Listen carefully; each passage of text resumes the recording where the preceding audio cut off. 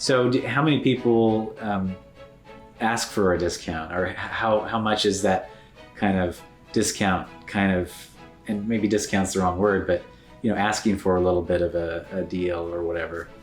Just yesterday there was an artist that or my gallery CC'd me on it and said, well, we really don't do that, but we do offer free shipping. We can give, I talked to the artist and we can do a 10% discount or something. I can't remember how he said it, but yeah. But clearly the person loved the piece, yeah, right? But then said, what is your best offer? That's sometimes a person will say that. Yeah. What was your best offer? How many people kind of say that, and what do you do when people say that kind of thing? Or how do you work with somebody that, some people are just more price sensitive than others and like to wheel and deal or negotiate. Yeah. I've noticed there's certain people like that. Other people, not so much, prefer not to go that route. Yeah. I've had people buy art before that were surprised that there was even a discount offered. Mm-hmm. And so like all of my staff knows, like, you don't mention a 10% discount unless because then there's been people that have come into the gallery that I know turned away and went to another gallery because a discount was offered without them asking. Mm-hmm. And that doesn't happen a lot, but it happens because they, again, you're wondering, why? Yeah. And today too, everybody can pull up an artist on a website and Google them. You'll see different pricing in different galleries based off of their location, based off the demographic. Here in Park City, our rents might be such amount, but in Lahaina, their rent's way more. Right. And so that's going to bleed into the art. And then if they're looking at different pricing, they're like, well, why is this more expensive? Why that's more expensive? And, at that point of discounting, the art can be forgotten and numbers can just be going back and forth. Right. And so when we are negotiating, we'll say things like, we give a collector's allowance if you're a collector of the gallery. And so that collector's allowance is a 10% discount. And that's it. And that, I think that's an important but subtle but important way of calling it a collector's allowance instead of a discount, Totally. Right? Yeah. It's even like with some of these high-end vehicles where they say it's a pre-owned vehicle rather than a used car. Yeah. Right.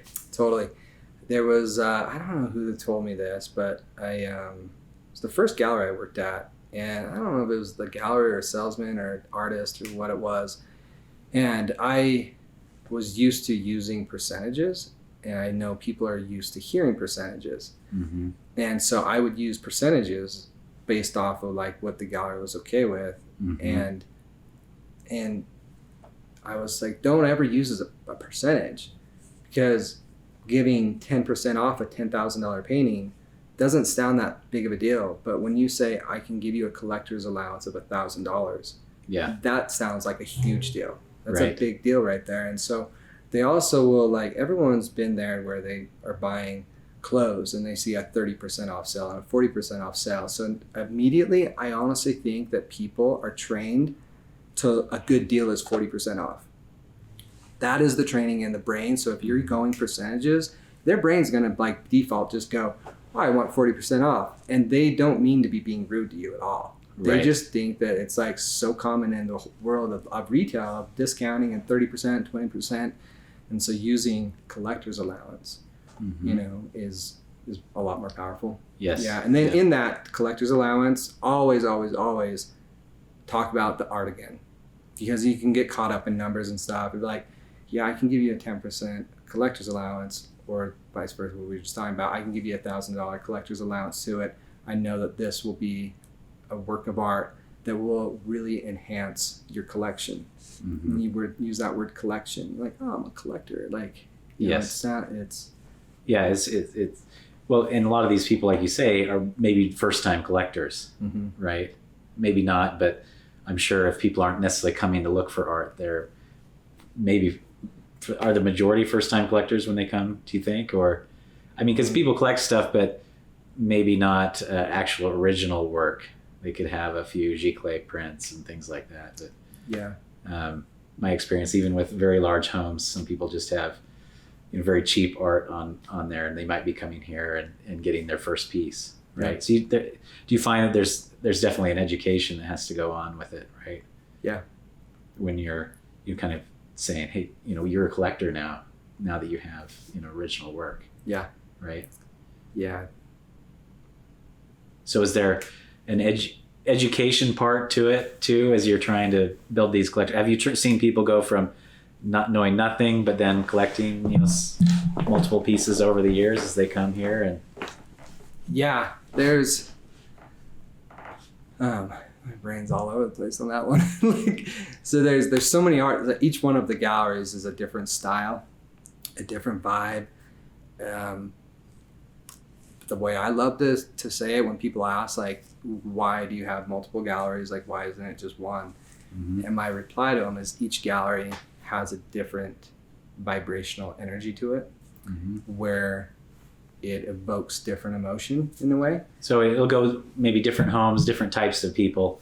Maybe somebody a little wild, crazier person that has long hair and drives a motorcycle, and versus somebody that's more of an accountant, a little more buttoned up, and right. That kind of thing. Those kind of personality vibes is that kind of what you're after? Yeah. So this connects back to the question is, do some of the galleries lend to more art education than others? Is kind of how where I'm going with that is that, like Old Town Gallery, we carry some of the modern masters like Chagall and Picasso and their lithographs, and that needs art education, and so people know what they're buying, they know what it is, and if you don't give them enough art education, mm-hmm. the reply will be like, well, let me research this a little bit and I'll get back to you. So you need to educate them enough to where they don't feel like they need to be educated. And then in the sale of just about, in some of the galleries, like we'll have an artist whose paintings are $25,000 for a painting, but they'll have a giclée program as well.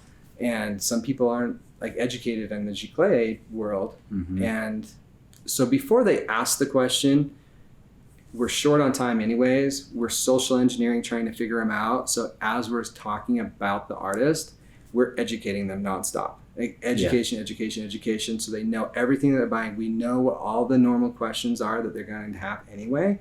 Mm-hmm. If we can get that out first so that we can skip all of that mumbo jumbo that could take up like your 5 minutes that you could have sold the painting to them in 5 minutes. Mm-hmm. So that educate them like immediately.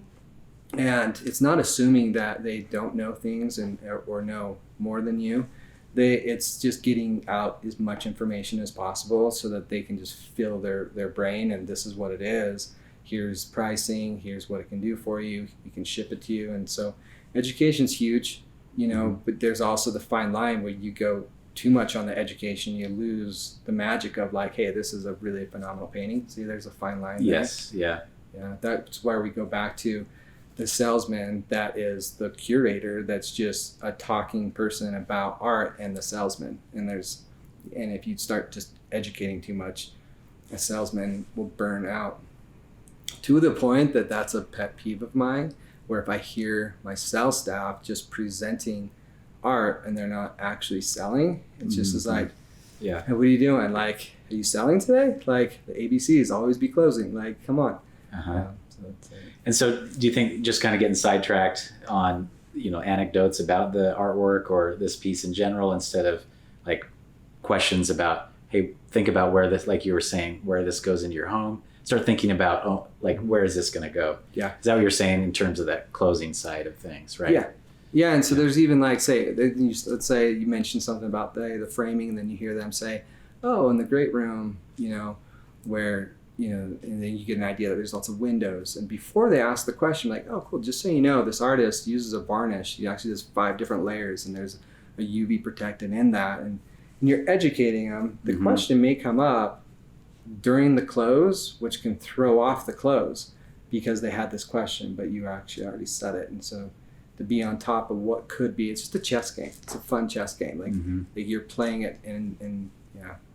And you're doing, like you say, you have to be doing a lot of listening. Look at body language, right? look at the is there also kind of this point where they kind of invite you into their life a little bit, that you kind of, like, there's that point of trust? Yeah. Because initially there's no trust when they come in necessarily.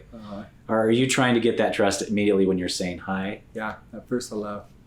Yeah. First hello is part of the close. Like that is, they go hand in hand. Like that hello is huge. And as they slowly invite and you get to know them more and more, sometimes I joke around, I'm like, I'm an art consultant, but like sometimes I feel like a therapist, and it's sure. I mean, you get to know a couple and people that are buying art. I mean, there's just like a quick type sales, but then there's other sales that are very involved, and it's really fun, you know. And it's neat to see too that people that aren't exposed to art and the lingo all the time, the verbiage isn't always there, but people connect with art subconsciously all the time, and it goes back to their childhood. So we've had moments where, a couple's been married for 20 years, and she's looking at this painting and she just loves it. Yeah. And the husband's like, why? And what's really fun is to go on that journey. Like, what is it? Like, what do you, it's one thing and it's a great painting and it's cool and it's amazing, but like, why? Why do you like it? Yeah. And all of a sudden, next thing you know, when she was 8 years old, there was this barn that she saw when she was on vacation, and it's this moment of like, and all of a sudden it's like, it's really neat to see like a spouse almost come even closer together because sharing that experience. Yeah, it's really cool. That's really cool. Yeah, it's magic.